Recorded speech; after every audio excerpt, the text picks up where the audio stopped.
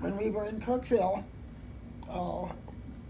one of the favorite places to play where the children played with the family across the street. And they had a tire swing in their front yard. One evening, everybody was playing across the street, and Dad called everybody home for dinner, and Mary was the last one. She came straggling in, looking very unhappy. The Dad did wash your hands, brusquely, and she was in the bathroom washing her hands as everybody else had. And we said, dinner's ready, wash your hands. Well, and finally, he looked at her.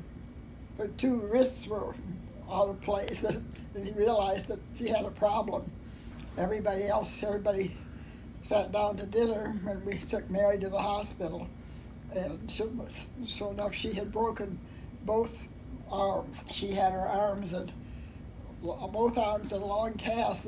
I think she was in 5th grade for 6 weeks or so more. And I remember Auntie Edie sent her a package.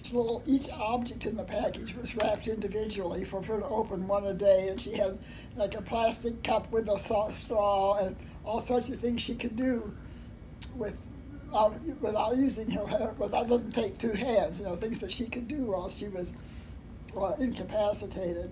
But I'll always remember, and Dad will too, that he was so impatient with her for dilly-dallying, but it was time to have, when dinner was ready, and Dad, he took us to the hospital, and then he had to come home because everybody was still at home, and I stayed all night with Mary in the hospital.